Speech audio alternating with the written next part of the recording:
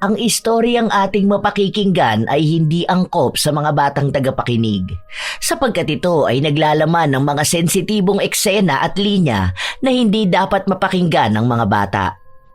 Ang ibang parte ng istorya ay naglalaman ng mga mararahas na salita at hindi kaaya-aya sa pandinig, kaya patnubay ng nakatatanda ay kailangan. Walang hiyang matanda ka! Tarantado ka! Pasalamat ka at hindi kita pinatulan! Hindi ko kayo patatahimikin! Kung nagdurusa ang anak ko, dapat magdusa rin kayo! Sige, subukan mo! Tama na! Tumahimik ka na! Tita, patawarin mo po kami. Nagmamahalan po talaga kami. Aba? Oo, mayaman ka. Pero sa palagi mo ba makakaulit ka pa? Dapat nga magpasalamat ka pa sa akin. Dahil kahit pangit ang anak mo, pinatulan ko. Hindi ko lang talaga masikmura ang pagmumukha niya. Kaya huwag kami ang sisihin mo. Dapat sarili mo. Kasi nagkaroon ka ng anak na pangit. Hayop ka! Papatahin ko kayo! Sisiguraduhin kong pagsisisihan niyo ang ginawa niyo sa anak ko! Tunay na iba ang pagmamahal ng isang magulang sa kanyang mga anak. Lahat ay kanilang gagawin para lang mapasaya ang mga ito. Kagaya na lang ni Anita. Lahat ay kanyang gagawin para sa nag-iisang anak na lalaki. Kaya maging ang buhay pag-ibig nito ay pinakialaman. Ngunit nabulag siya sa sayang nakikita niya sa mata ng anak. Dahil isang pangyayari ang magpapabago sa lahat. Pangyayaring hindi inakala ng mag-ina. Ano kaya ang mangyayari? Paano haharapin yun ni Anita? Ano-ano ang magaganap sa buhay nilang mag-ina sa pagdating ng pag-ibig ni Eman? Halina at ating pakinggan ang istorya ng buhay ng isang ina na labis na nag-aalala at nagmamahal sa kanyang anak. Ma, pang-ilan na po ito? Ayoko na. Naaabala lang po nila ang pag-aaral ko tungkol sa mga insekto. Anak, ginagawa ko lang ito para sa'yo. Hindi ako panghabang buhay dito sa mundo. At ayokong maiwan kang mag-isa. Makinig ka sa akin. Hindi na ako bumabata. Hindi natin masasabi kung kailan bababawiin ng Diyos ang pinahiram niya sa aking buhay. Kaya mabuti na ang maging handa. Ma, mas malakas ka pa nga po sa kalabaw. Isa pa, mabuti po ang Diyos. Hindi niya po tayo pababayaan. Kaya naniniwala po ako na dadating din ang panahon na hindi ko na po kailangang hanapin ang magiging kabiyak ng puso ko. Dahil ibibigay po siya sa akin ng tadhana. Kaya umuwi na po tayo. Paano ka naman makakakilala ng iba? Lagi ka lang nakakulong sa laboratorio mo. Isa pa, gusto ko na ng apo. Aba Eman, gusto ko pang maalagaan ang mga magiging apo ko. May punto rin si tita. Minsan kailangan mo rin lumabas ang lungga mo. Paano mo nga naman makikita ang destiny mo kung nakakulong ka lang palagi?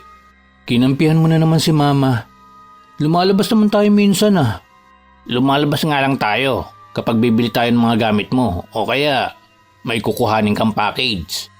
Ay, mabuti pa si Israel na iintindihan ako. Si Mama naman. Huwag ka na po malungkot tita dahil malapit na po ang piyesta sa amin. Ipapaalam ko po sana sa inyo mamaya na isasama ko si Emil. Para naman po maibang environment niya.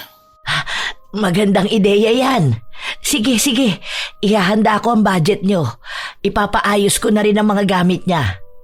Kailan ba ang punta nyo? Piyesta? Hindi pa naman ako pumapayag ah. Huwag ka nang kumontra. Sisiguraduhin ko marami kang makikitang insekto doon na wala dito sa Maynila. Talaga? Sige, sasama ako. Very good. Masayang-masaya si Anita nang marinig niya ang pagpayag ng kanyang anak na sumama sa kababata nito at tumayong kuya na rin niya. Dahil si Israel ay isa sa mga nabigyan niya ng pagkakataong makapag-aral noon. At kahit nga nakapagtapos na ito ay hindi pa rin ito iniwan ng kanyang anak. Dahil doon ay mas lalo siyang nagtiwala sa binata. Lumipas lang ang 1 linggo at umalis na nga ang dalawa. Dala nila ang kotse ni Eman ay tinungo nila ang Nueva Ecija na siyang probinsya ni Israel. Sigurado akong masaya ang bakasyon mo rito. Marami ba talagang kakaibang insekto sa inyo? Oo naman. Hindi lang insekto ang marami sa amin, kung hindi pati magagandang babae. Kuya Israel, alam mo naman na wala akong interes sa mga ganyan. Totoo ba? Bata pa lang ako, kilala mo na ako. Kahit kailan, hindi ako nagkagusto sa isang babae. Ang weird mo talaga. Sandali. Oo nga no. Simula noon wala ka pang naging crush man lang. Umamin ka nga. Wala ka ba talagang interes sa babae? O lalaki ang gusto mo? Ano? Mas wild pa palang imagination mo sa akin, Kuya Israel. Hindi ako bakla. Talagang wala lang nakakakuha ng interes ko. Isa pa, wala rin naman magkakagusto sa itsura ko. Mayaman naman kasi kayo. Bakit hindi mo na lang ipatanggal ang malaking balat mo sa mukha? Hindi na. Para saan pa? Sanay na ako sa balat sa mukha ko. Isa pa, paniguradong matagal akong hindi makakagawa ng mga experiment at mga observation sa mga insekto. Sayang lang ang oras. Para saan ba ang ginagawa mo? Plano ko kasing makagawa ng mga produkto gamit sila. Malay mo, yun pala ang ikayaman ko. At saka, curious din ako kung bakit sila nandito sa ibabaw ng mundo. Ano-ano ba ang uses nila? Ganun. Ha? Hay nako, hindi ko talaga maabot ang utak mo. Masyadong mataas. Grabe ka naman. Hindi naman ako ganun katalino. Maiba ako. Malayo pa ba tayo? Malapit na. Pero pagdating doon, magpapahinga muna tayo. Tapos bukas ng maaga tayo pumunta sa bukid para maghanap ng mga insekto mo. Sige. Ilang sandali pa, nakarating na sila sa bahay ni na Israel. Bagamat hindi mansyon ang bahay ng mga ito, ay masasabing malaki na rin naman ang bahay nila na gawa sa semento ngunit walang pintura. Iba sa mga bahay na nakita ni Eman habang papasok sila sa barangay nito. Malawak din ang bakura ng pamilya nila. Mainit naman silang sinalubog ng mga magulang ni Israel. Dahil ang ina ng binata ang tumulong sa mga ito na makapagpatayo ng maayos na bahay. Si Anita rin ang nagpaaral kay Israel. Kaya para sa mga magulang ng lalaki, dapat na itrato nila ng tama ang kakaibang anak ng ginang. Kinabukasan ay maagang ang gumising ang dalawang binata. Tinungo nila ang bukid na hindi naman kalayuan sa bahay ni na Israel. Ang lamig pala ng hangin dito pag ganitong oras. Fresh air pa. Kaya masarap din mamuhay sa probinsya eh. Mukhang makakarami nga ako ng makikitang insekto dito. Ang mabuti pa, lumibot muna tayo. Mamaya, sasamahan kitang maghukay ng mga insekto mo. Sige. Naglibot nga ang dalawa. Manghang-mangha naman si Eman sa buong paligid. Hanggang makarating sila sa isang parte ng bukid kung saan ay namimitas ng mga bunga ng gulay ang ilang kadalagahan sa lugar nila. Hindi naman sinasadyang mabaling ang paningin ni Eman sa isang dalaga. Napahinto siya sa paglalakad at tinitigan lang ito. Napansin naman yon ni Israel. Tapos, Emil, hoy, ayos ka lang ba? Sino yung babaeng yun? Yung naka-yellow dress? Oo, sino siya? Taga rito rin ba siya? Saan siya nakatira? Sandali. Dahan-dahan ka lang ng tanong. Ang ganda niya.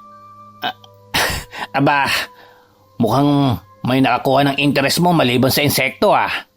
Ano ang pangalan niya? Siya si Sofia. Tara, ipapakilala kita. Ha? Nako, wag na. Nakakahiya. Akong bahala sa'yo. Halos hilahin na ni Israel si Eman palapit sa mga dalaga. Wala naman itong nagawa. Lalo na at nakakuha na sila ng atensyon. Nang makalapit sila sa totoong pakay, ay nahinto si Sofia sa kanyang ginagawa. Oh, Kuya Israel, nagbakasyon ka po pala.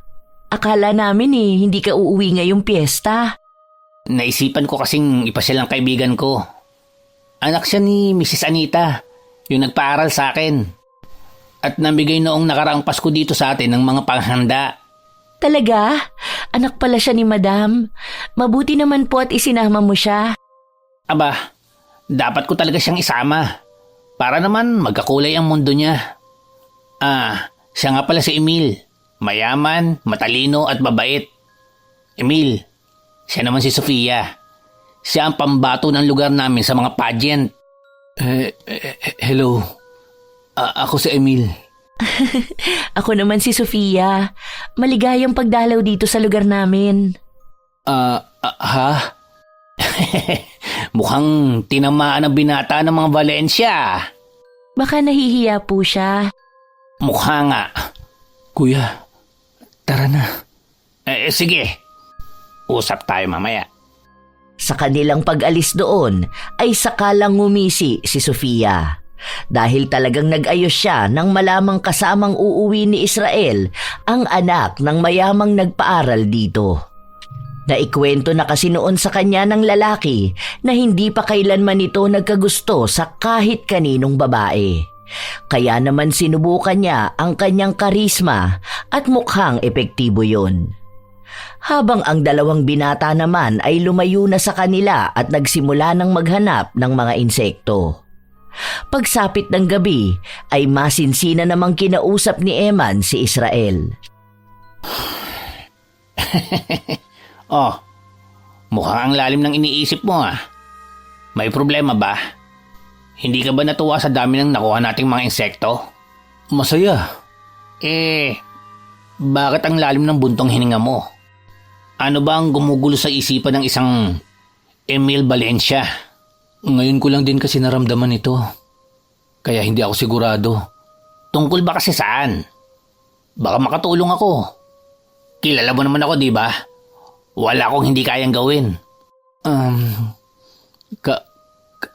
Kanina, doon sa may bukid. Anong mayroon sa bukid? Yung dalagang ipinakilala mo sa akin, si Sofia.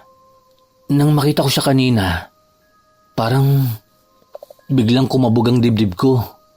Isa pa, hindi na rin siya mawala sa isipan ko. Ito ba ang sinasabi ninyo sa akin ni Mama noon na attraction? Tinamaan ka kay Sofia. Well, hindi naman nakakapagtaka yun. Dahil maganda naman talaga siya. Pero kawawa ang pamilya nun. Sobrang hirap ng buhay nila. Kaya, hindi rin nakapagtapos sa pag-aaral si Sofia. Ganun ba? Bakit hindi sila lumapit noon kay Mama? Di ba, may sponsorship program naman si Mama rito sa inyo? Hindi yata siya nakapasa sa entrance exam. Pero, gusto mo siya? Ngayon ko palang naramdaman ito.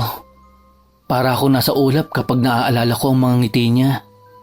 Tapos, hindi ko mapigilan ang sarili ko na isipin siya bawat minuto. Yahoo! Binata ka na! Ano? Liligawan mo ba? Gusto mo tulungan kita? Ha? Ligaw? Nako, huwag na lang. Natatakot ako na baka hindi niya rin ako magustuhan. Ang ganda niya. Ang pangit ko naman. Dahil sa balat ko sa mukha. Ano ka ba naman? Hindi pa nga nagsisimulang bakbakan, sumusuko ka na.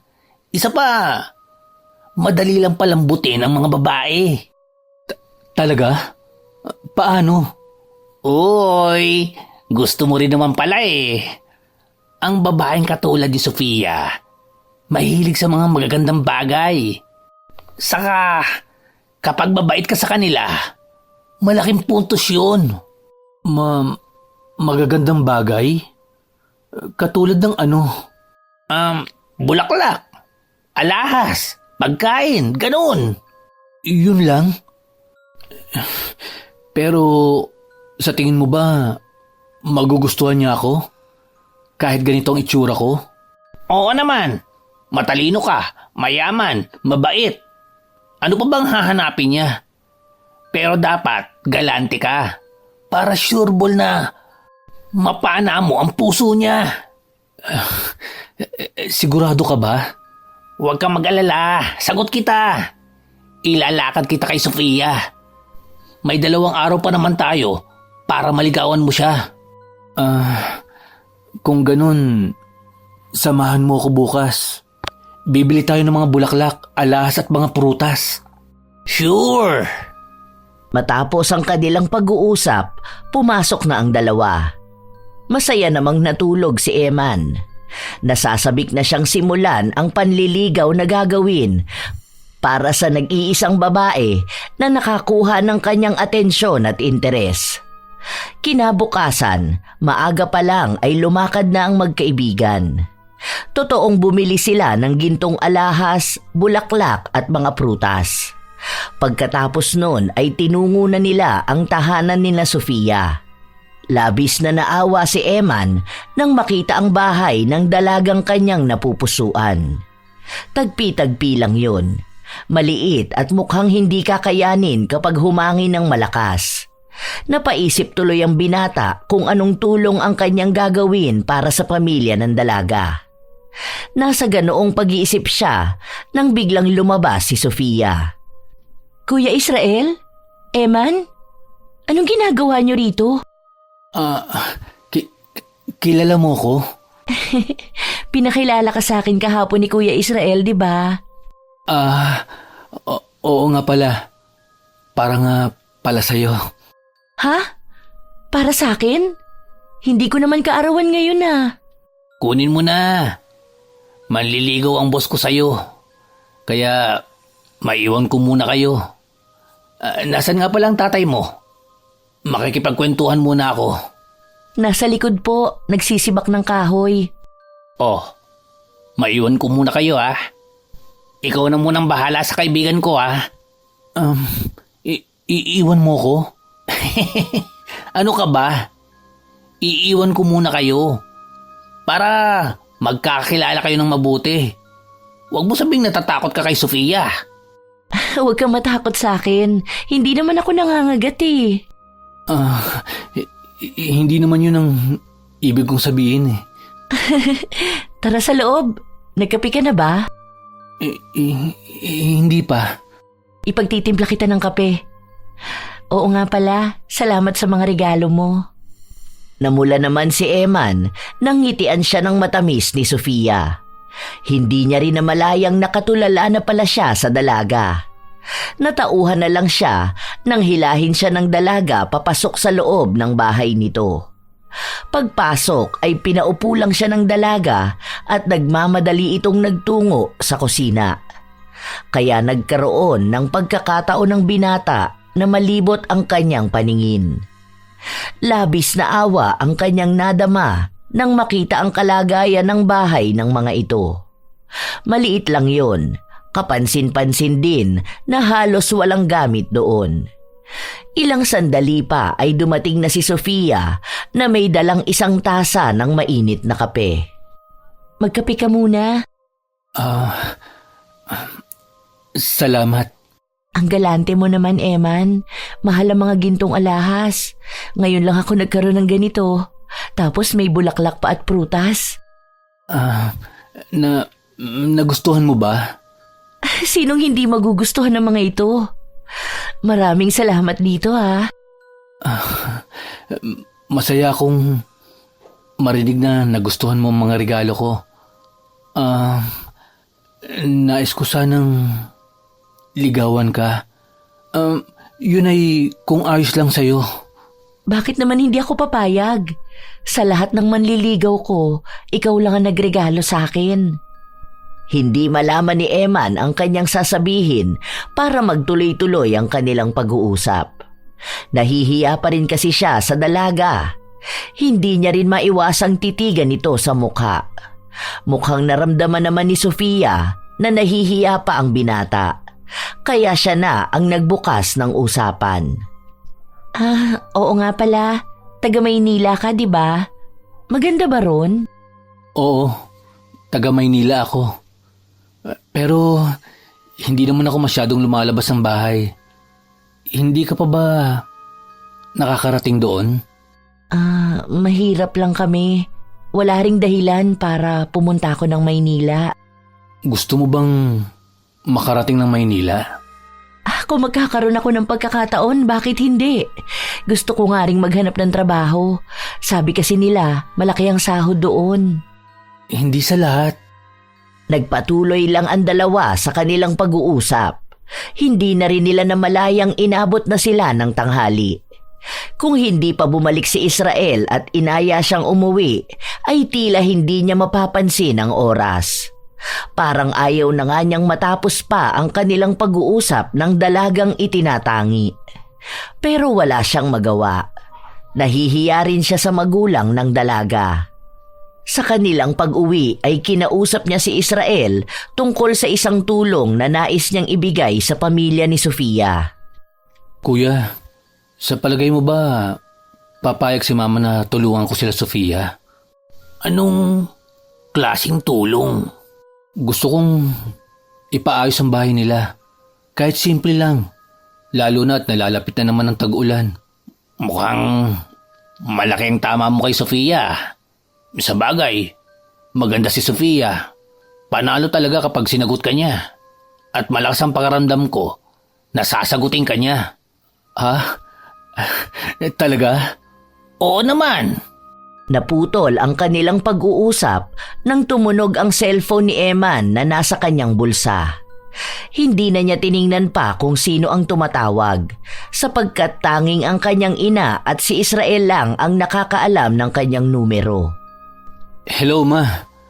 Napatawag ka po. Namiss mo na po ba kami? Hello po, tita.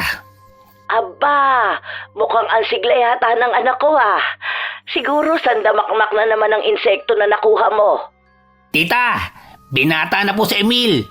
Marunong nang manligaw. Kuya Israel. Talaga? Sa wakas, dyan mo lang pala matatagpuan ang babaeng magpapatibok ng puso mo. Kung alam ko lang, lagi tayong nagpupunta sa Nueva Ecija. Ma naman.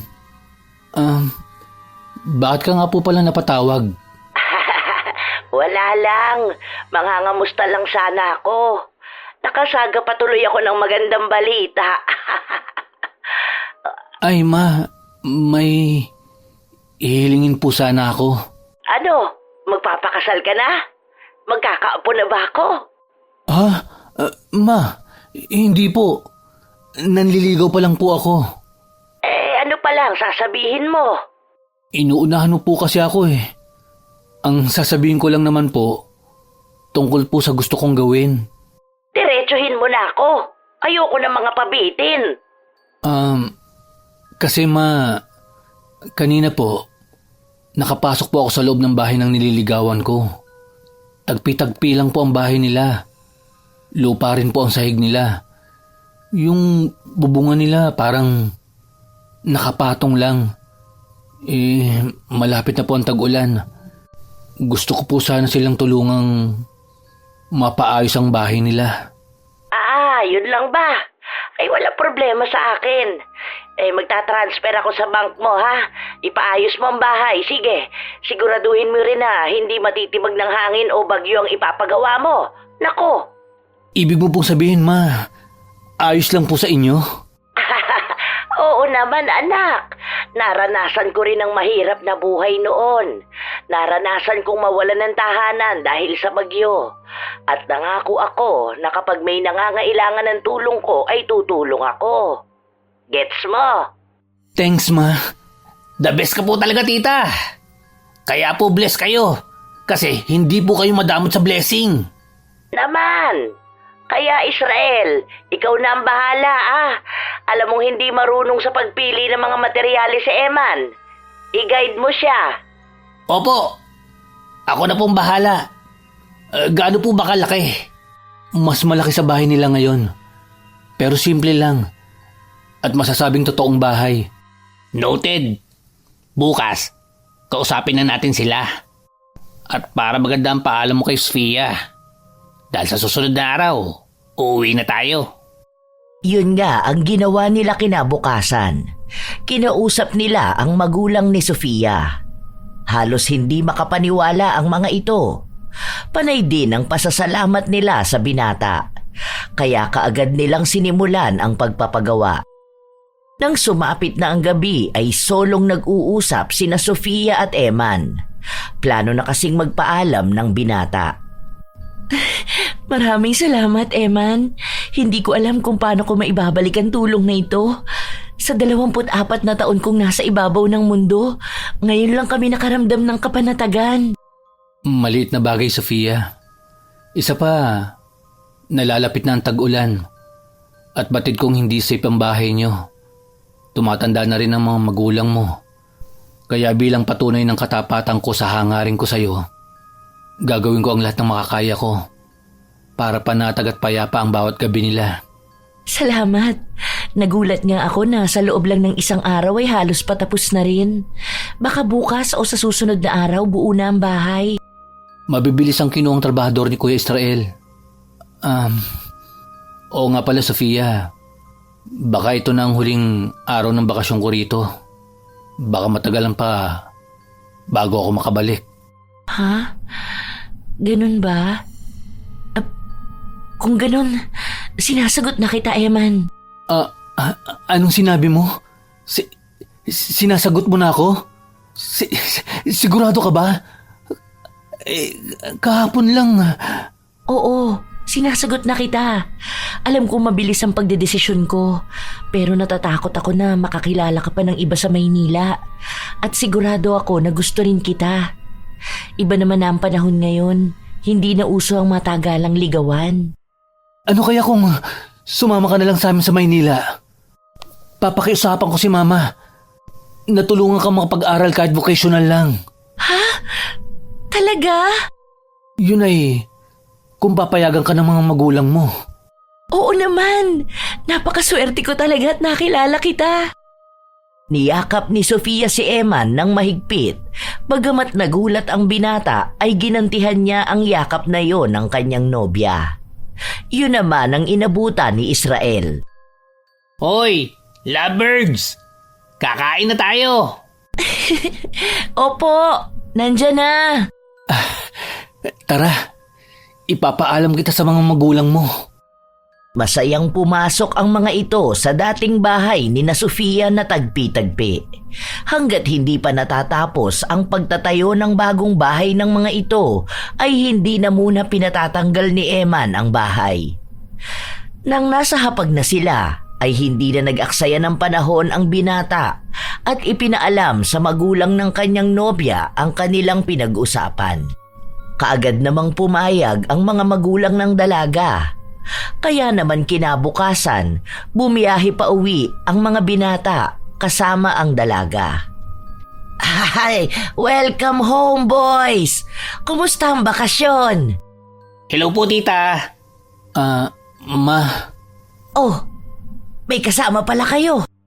Ma, siya po pala si Sofia. Girlfriend ko po. Girlfriend? Hello. Ako ang mama ni Eman. Hello po. Kumusta po kayo? Hay, buhay pa naman. Tara sa komedor. Paniguradong nagugutom na kayo. Sumunod naman sila kay Anita. Hindi naman mapigilan ni Sofia na ilibot ang kanyang mga mata. Labis siyang namangha sa bahay nila Eman. Bukod sa maganda, ay talaga namang napakalaki nun. Palihim siyang napangiti dahil alam niya na naka-jackpot siya kay Eman. Bagamat hindi ito gwapo ay mayaman naman. Simula ng araw na yon ay doon na nanirahan si Sofia. Habang si Israel naman ay bumalik sa probinsya para matapos ang pinapagawa ni Eman na bahay. Babe, hinahanap ka ni Mama. Ha? Bakit? May nagawa ba akong mali? Ano ka ba? Wala ka nagawang mali. Kakausapin ka lang ni Mama. Huwag ka mag-alala. Mabait ang mama ko. Samahan mo ko. Sige ba? Tara na. Magkasamang bumaba mula sa ikalawang palapag ang magkasintahan. Nakita nilang nakaupo si Anita sa mahabang sofa na akala mo ay isang aristokrata. May balita ako para sa iyo, Sofia. Nakausap ko na ang eskwelahan. Sa susunod na taon ay papasok ka na. Kaya dapat ngayon pa lang ay matuto ka ng manamit ng maayos. Hindi uubra ang pormahan mo rito sa Maynila. Ayokong mabuli ka at ayokong mapaaway ako. Opo. Magbihis ka. Mamimili tayo ng kaunting damit mo. Dapat masanay ka na sa mga damit na yon. Napakaganda mo pa namang bata. Sige po. Nagmamadaling tumakbo pabalik sa kanyang kwarto si Sofia. Mabilis siyang nagbihis ng damit, habang si Emma naman ay masayang nakikipag-usap sa kanyang ina. Ma, salamat po sa support niyo sa amin ni Sofia. Ano ka ba naman, anak? Siyempre susuportahan kita. Ngayon ka na nga lang nagmahal kontra pa ba ako? Salamat po talaga. Kung samahan mo kaya kaming mamili? Hindi na po. May kailangan pa po akong pag-aralan O sige. Mabuti na lang talaga at matyaga sa'yo si Sofia. Nako, lagi ka na lang walang oras sa mga ganito. Babawi na lang po ako next time. Ilang sandali pa, bumaba na si Sofia. Nakasuot lang ito ng jeans na maluwag at plain na blouse. Napapabuntong hininga na lang si Anita sa nakikitang itsura nito. Dinala niya sa isang mall ang nobya ng anak at binilhan ito ng mga bagong damit na babagay sa itsura nito. Nang makabili na sila ay umuwi na rin sila. Pinasuot na rin ng ginang ang isang bestida. Kaya pagdating sa malaking bahay ay natulala si Emma nang makita ang nobya. Ano sa palagay mo, anak? Nagustuhan mo ba ang suot ko? Napakaganda mo talaga. At bagay na bagay sa iyo ang suot mo. Ang galing talaga ng mata ko sa pagpili ng damit, ano? Salamat po, Ma. Maraming salamat po, Mrs. Valencia. Tawagin mo na lang akong mama. Naging masaya naman ang kanilang mga sumunod na araw. Nakabalik na rin si Israel galing probinsya. Lumipas pa ang mga araw at naging masaya naman sila. Lalo na si Eman. Anak, pwede ba kitang makausap? Tungkol po saan? Tungkol sa inyo ni Sofia. Ano pong tungkol sa amin? Anong plano mo sa relasyon nyo? Hindi pwedeng ganito lang. Pakakasalan ko po siya, Ma. Alam ko po sa sarili ko na siya na talaga. Wala naman akong mapipinta sa kanya. Pero sana tuparin mo yan. Gusto ko munang magkaapo bago ko mamatay. Siyempre naman po. Pero sa ngayon, gusto ko po munang makatapos siya ng pag-aaral. Alam ko po na pangarap niya yon. Kaya handa po akong tulungan siyang maabot yon. Hindi talaga ako nagkamali sa pagpapalaki sa iyo. Pero wala ka bang balak ipatanggal ang balat sa mukha mo? Ma, tanggap at mahal ako ni Sofia kahit mayroon ako nito. Kaya para saan pa po? Ang mahalaga po sa akin, mahal ako ng mga taong mahal ko. Hindi na nangulit pa si Anita. Hinayaan na lang niya ang kanyang anak.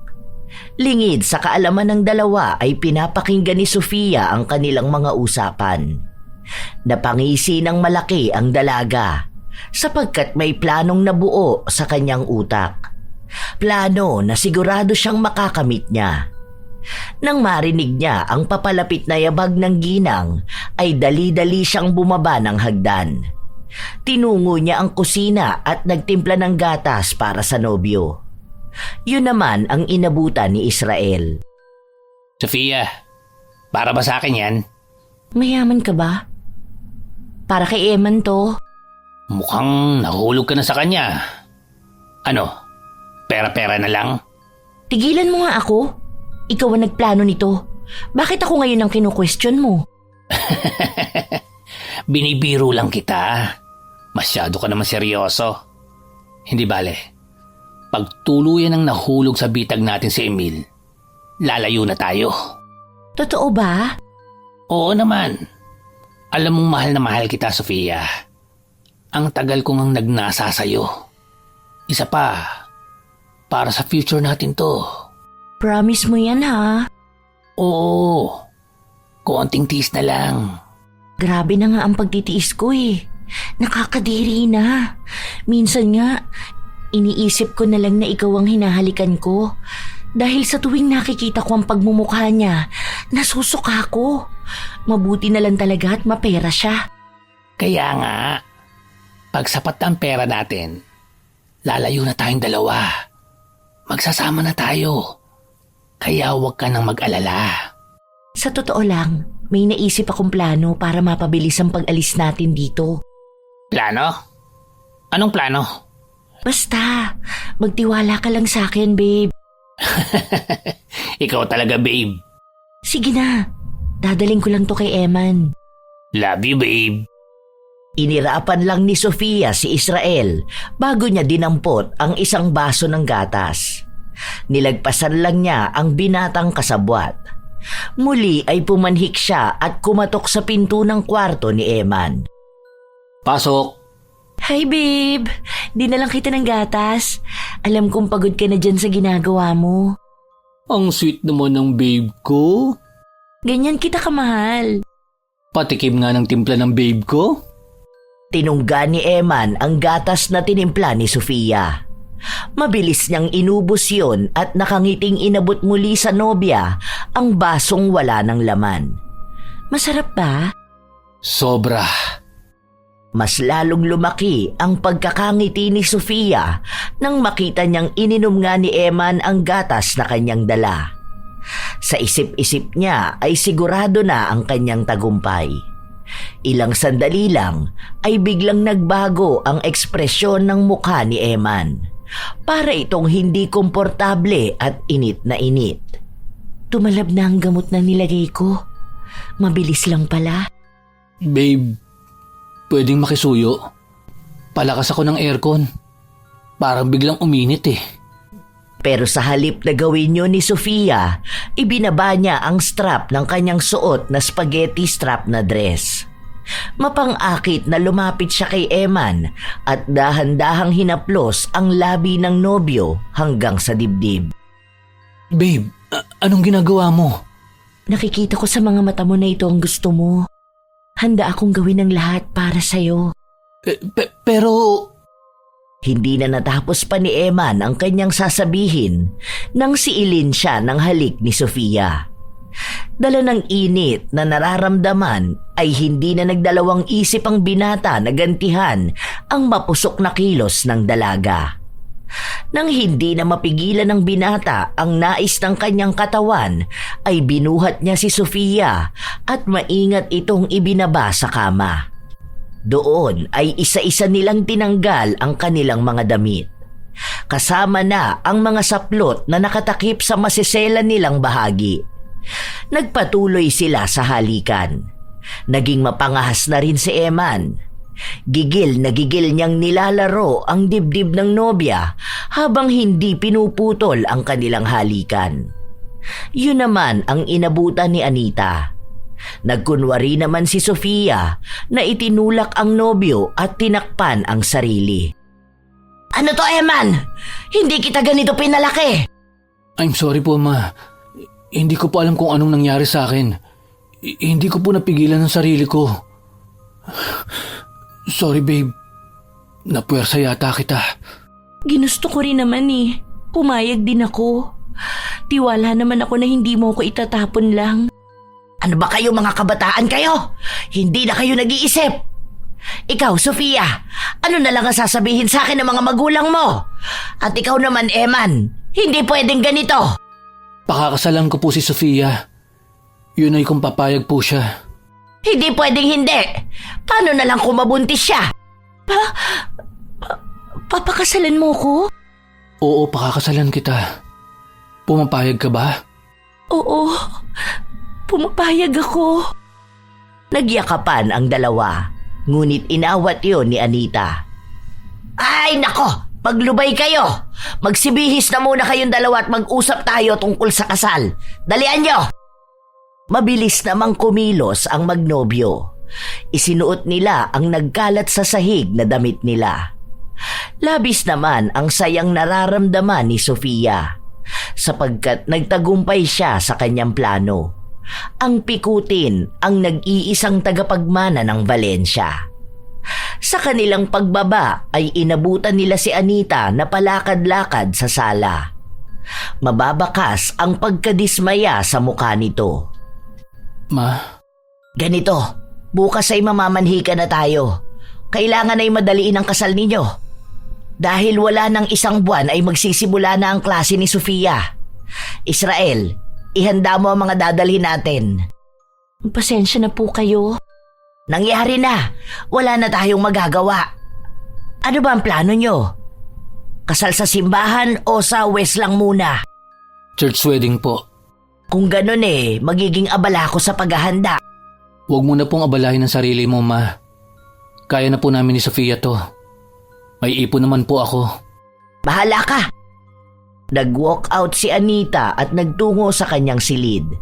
Hindi pa rin siya makapaniwala na mahuhuli ang kanyang anak na may ginagawang immoral.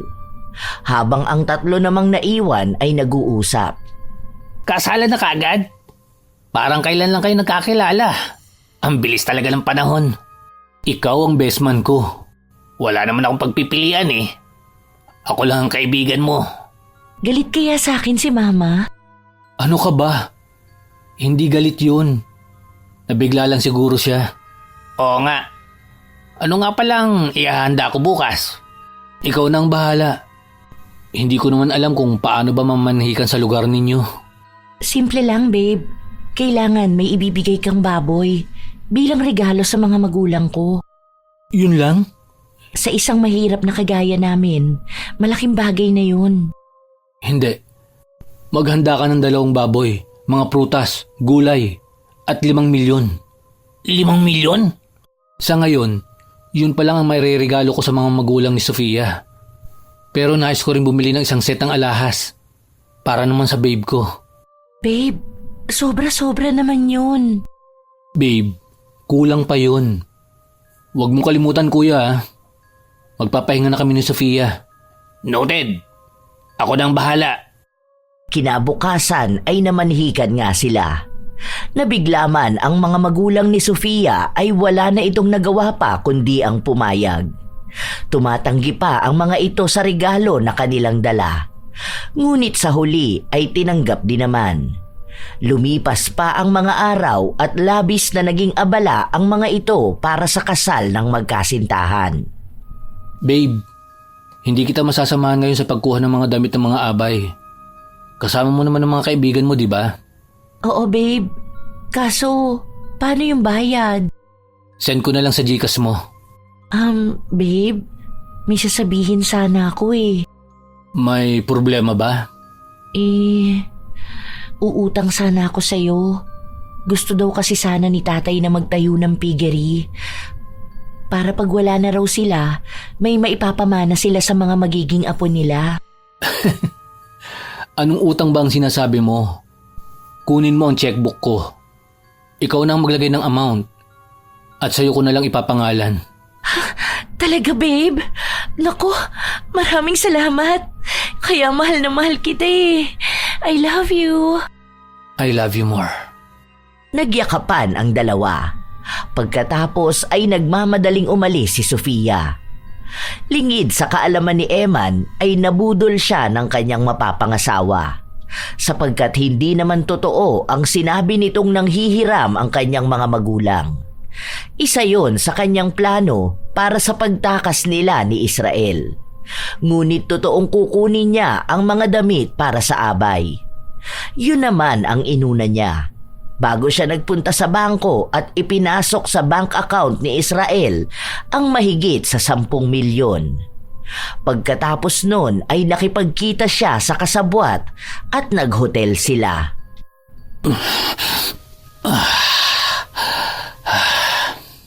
Ang sarap mo talaga, babe. Sayang, hindi ka man lang matitikman ni Emil.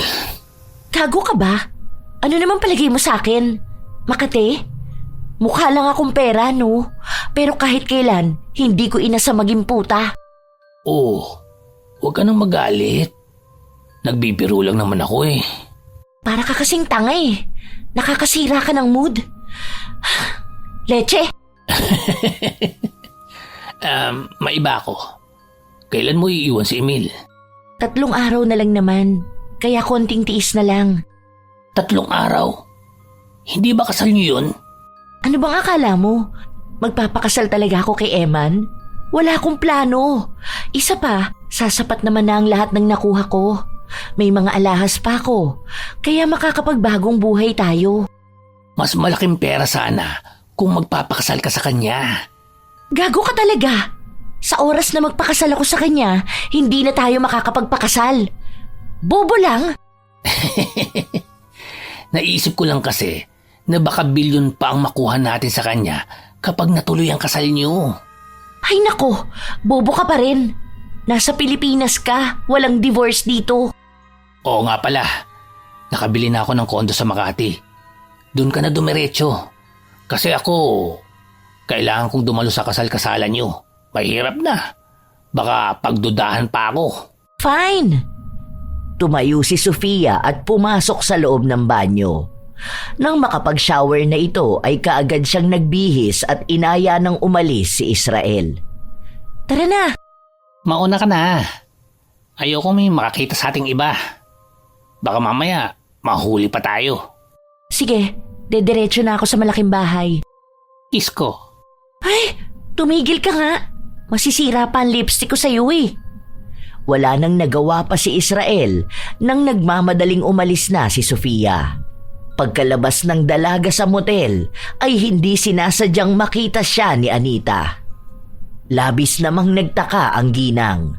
Kaya hininto niya ang kanyang sasakyan at balak sanang ikutan ang dalaga. Ngunit sunod-sunod na busina ang kanyang narinig. Kaya wala siyang nagawa kundi ang tumuloy sa kanyang pupuntahan. Inisip na lang niya na namalikmata lang siya.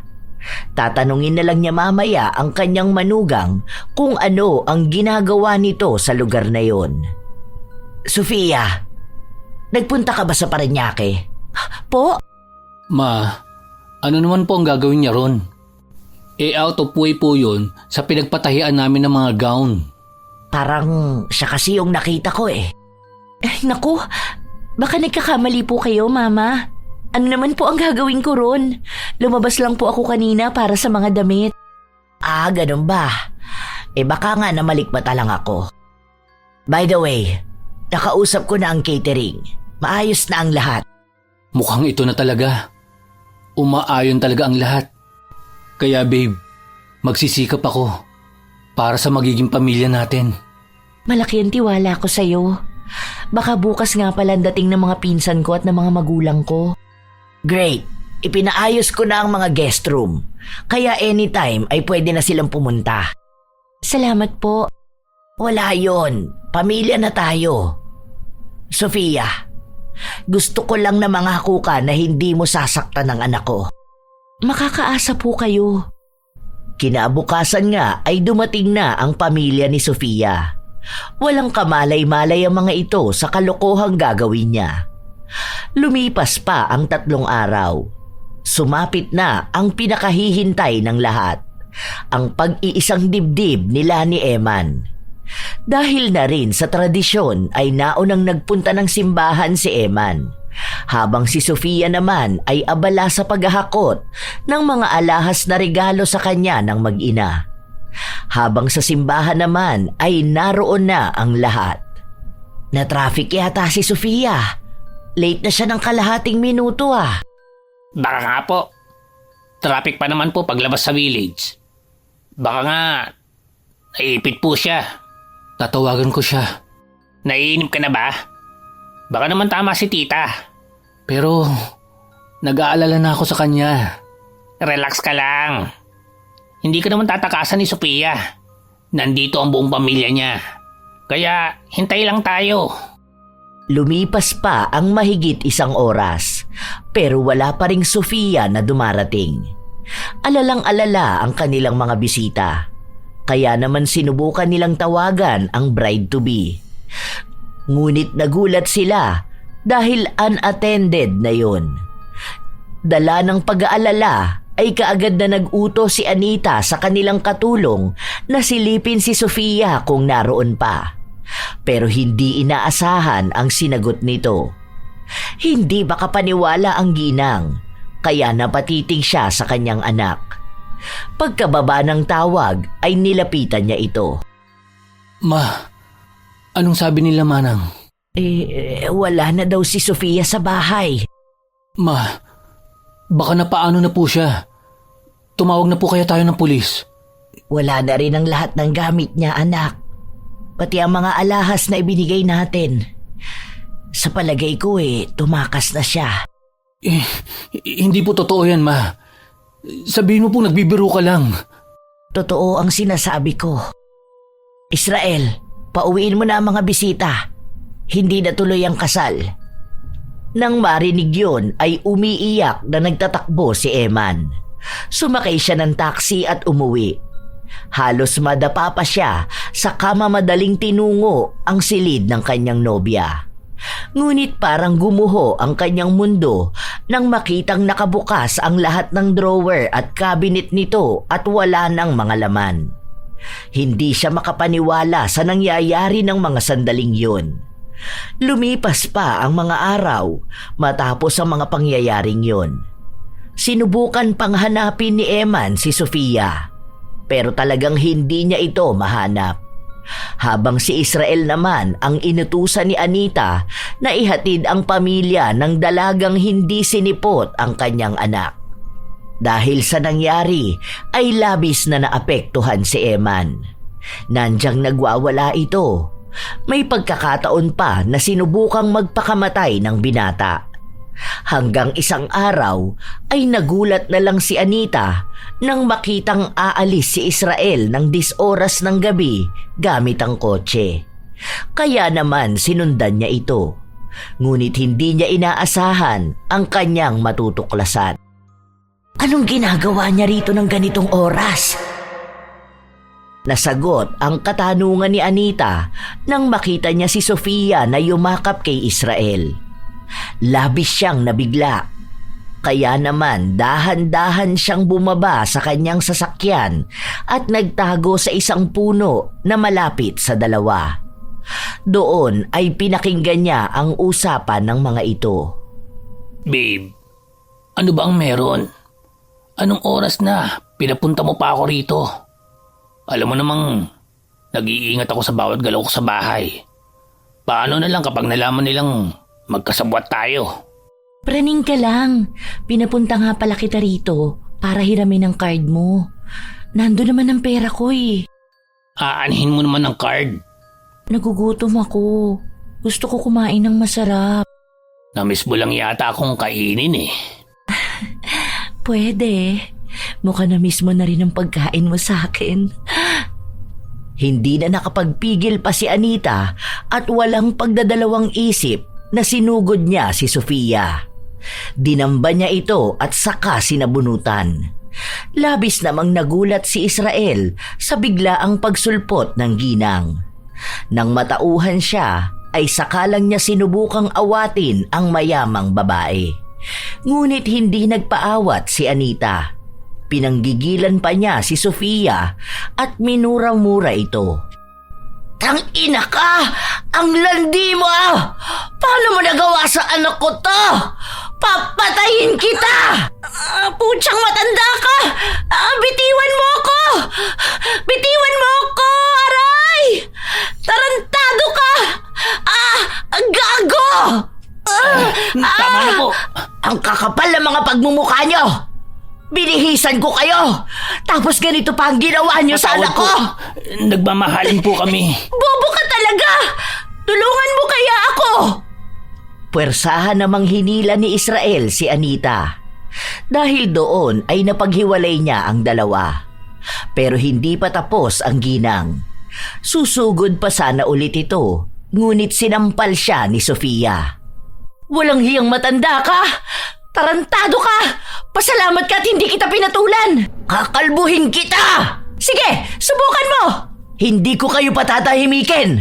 Kung nagdurusa ang anak ko, dapat magdusa rin kayo! Tama na. Tumahimik ka na. Tita, patawarin mo po kami. Nagmamahalan po talaga kami. Aba? Oo, mayaman ka. Pero sa palagi mo ba makakaulit ka pa? Dapat nga magpasalamat ka pa sa akin. Dahil kahit pangit ang anak mo, pinatulan ko. Hindi ko lang talaga masikmura ang pagmumukha niya. Kaya huwag kami ang sisihin mo. Dapat sarili mo. Kasi nagkaroon ka ng anak na pangit. Hayop ka! Papatayin ko kayo! Sisiguraduhin kong pagsisisihan niyo ang ginawa niyo sa anak ko! Ngumisi lang si Sofia at nagmamadali nang umalis. Hahabulin pa sana ito ni Anita, pero pinigilan siya ni Israel at hindi sinasadyang naitulak. Pagkatapos nun ay iniwan din siya nito. Dali-dali siyang tumayo. Pagdating sa bahay ay dumiretso siya sa basement. Bagamat maraming sapot ang sumalubong sa kanya, ay hindi niya yon alintana. Dahil wala siyang ibang naiisip kundi ang gantihan ang dalawa. Kung akala nyo nanalo na kayo, pues ipapamukha ko sa inyo na nagkamali kayo ng kinalaban. Akala ko hindi ko na magagamit ang kakayahan ko. Matapos ko makaganti sa mga taong pumatay sa asawa ko. Pero mukhang kayo pa ang naging daan para bumalik ako sa gawaing ito. Pagdating sa pinakababa ng basement ay kaagad na nilapitan ni Anita ang isang baul na punong-puno na ng alikabok. Mula doon ay naglabas siya ng 2 itim na kandila at mga garapong naglalaman ng iba't ibang hayop. Kinuha niya rin ang libro. Pagkatapos ay inangat niya ang sapin sa harap ng baul. Doon ay tumambad sa kanyang harapan ang isang bilog na may simbolo sa gitna na nakaukit. Humanda kayo! Sinindihan niya ang 2 kandila. Itinirik niya yon sa kanyang harapan. Pagkatapos ay binuklat niya ang kanyang libro at malakas na binasa yon. Matapos mabasa ang nakasulat sa libro, ay malakas na binanggit niya ang buong pangalan ng 2 taksil. Habang ang 2 naman ay nagtatalo dahil sa nangyari. Tarantado ka! Pinabayaan mo ako! Gago! Wala kang bayag! Hinayaan mo ang gurang na yun na sabunutan ako! Anong gusto mong gawin ko? Saktan ko nagpaaral at nagbihis sa akin. Isa pa, gumanda ang buhay ng pamilya ko dahil kay Tita Anita. At sa nangyari kanina, akala mo ba'y makakapasok ka pa sa buhay nila? Ang tanga-tanga mo! Hindi mo man lang namalayang nasundang ka niya! Sumusobra ka na! Aray, ang sakit ng tiyan ko! Hindi mo ako maloloko! Mokong na to! Gagawin pa akong kagaya niya! Buisit! Makaligo na nga lang! Pagpasok ng banyo ay plano sanang maghilamos ni Sofia. Pero nagulat siya nang makita ang kanyang refleksyon. Nagbabalat ang maganda niyang mukha. Hindi lang siya basta nagbabalat dahil may mga puting uod din na gumagapang doon. Kaya naman sumigaw siya ng malakas. Ngunit walang Israel na lumapit. Kaya tumakbo siya palabas ng banyo. Doon ay inabutan niya ang walang malay na binata. Lumolobo rin ang mga paa at kamay nito. Dahil laki siyang probinsya ay may duda na siya kung ano ang nangyayari sa kanila. Kaya naman tinawagan niya ang kanyang pamilya at pinapahatid sa mga ito ang magaling na albularyo sa kanilang lugar. Iyon ay si Lolo Dencio. Lumipas pa ang halos 1 oras at dumating na rin ang matanda. Gising na rin si Israel. Salamat naman at dumating ka na. Gamutin mo na kami. Kararating ko lang. Hindi ko kayo basta pwedeng gamutin. Dahil walang saysay kung hindi natin alam kung sino ang ating kinakaharap. Ang dami mo pang sinasabi. Dalian mo na nga lang. Saka kilala ko kung sinong may gawa sa amin ito. Iisa lang naman ang nakaaway namin Kung ganon, sabihin mo sa akin ang pangalan. Si Mrs. Valencia. Ano ang ginawa niyo sa kanya?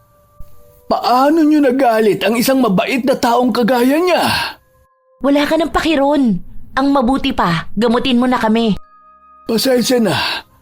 Mukhang hindi ko kayo matutulungan. Malaki ang utang na loob ko sa ginang. Siya ang dahilan kung bakit buhay pa ako. Kaya, ipagpaumanin niyo.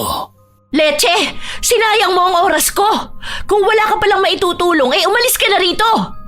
Walang silbi! Nagkamali kayo ng binangga. Wala kang pake! Sa tingin ba niya natatakot ako? Isa pa, makakahanap din kami ng makakagamot sa amin. Hindi lang naman ikaw ang albularyo sa mundo. Bahala ka. Huwag mo akong sisisihin kapag may nangyaring masama sa inyo ng kasabwat mo. Sa pagtalikod ng matanda ay naghihiyaw na naman si Israel sa sakit ng kanyang tiyan. Nagtutubig na rin ang pamamaga ng kanyang paa at kamay. Kasunod nun ay ang paglobo ng tiyan ng binata. Habang si Sofia naman ay hindi na napapansing unti-unting nalulusaw ang kanyang mukha. Habang sa malaking bahay ay napansin ni Eman na nakabukas ang basement na laging nakakandado noon. Kaya naman bumaba siya at doon ay naabutan niya ang kanyang ina. Ma, ano pong ginagawa mo? Para sa'yo ito! Napaatras si Eman nang makita niya si Anita na may hawak na isang ahas na may laslas ang leeg. Pinapatak ng ginang ang dugo nun sa isa na parang bao at umuusok ang laman sa bawat pagtulo ng dugo. Pagkatapos ay bigla na lang umapoy yun. Kasabay nun ay ang pangingisay ni Israel. Labis namang nataranta si Sofia. Hayop na buhay naman to! Hoy! Israel! Tumayo ka dyan! Kailangan natin maghanap ng magaling na albularyo! Ngunit hindi talaga makatayo si Israel sapagkat lumobo na ng napakalaki ang tiyan, paa at kamay nito. Ilang sandali pa ay sumabog na lang bigla ang mga paa at kamay ng binata. Nabiyak naman ang tiyan nito at may lumabas na ahas na mabilis kumilos at tinuklaw si Sofia. Mabilis na natumba ang dalaga sa lakas ng kamandag nito. Kasunod nun ay pumulupot sa leeg nito ang ahas at paulit-ulit na tinuklaw ang mukha niya. Hanggang sa malagutan siya ng hininga. Magkaganon pa man ay wala kahit maliit na pagsisisi siyang nararamdaman. Habang sa malaking bahay ay labis namang natuwa si Anita. Sa wakas ay tapos na. Hindi ko inakala na matatapos ito ng ganito kadali. Ma, ano pong ibig mong sabihin? Wala anak. Halika na sa taas. Ililigpit ko lang ito. Ano po ba kasi ang ginagawa nyo? Gusto mo ba talagang malaman? Opo. Naaalala mo pa ba nung sinabi ko sa'yo nung bata ka pa na may kakayahan tayo? Na sa aking palagay ay dapat nang matigil. Pero sa ilang taon na yon ay hindi ko inakala na ganun pa rin pala ang lakas ko bilang isang mambabarang. Mambabarang? Akala ko po biro lang yun. Totoo po ba? Ipinaliwanag naman ni Anita ang ibig niyang sabihin. Inamin din niya sa kanyang anak ang natuklasang pagtataksil ng matalik nitong kaibigan at nobya. Sinabi niya na iginanti lang niya ang paghihirap na dinanas nito sa mga manlolokong tao. Naintindihan naman yon ng binata. Matapos ang pangyayaring yun ay unti-unti nang gumagaling si Eman. Nakaka-move on na rin ito. At hindi nagtagal ay nakakilala ng taong magmamahal sa kanya ng totoo. Labis naman ang saya ni Anita. Kaya kahit na masama ang kanyang nagawa ay nagpasalamat pa rin siya sa Diyos. Sa paglipas ng taon ay nagkaroon na ng anak si Eman sa pangalawa at huling babaeng minahal niya. Minsan, sa buhay natin ay nakakatagpo talaga tayo ng mga taong tinulungan mo na ay lolokohin ka pa. Iba-iba ang mga tao. Pero karamihan sa ngayon ay mas pinahahalagahan na nila ang pera.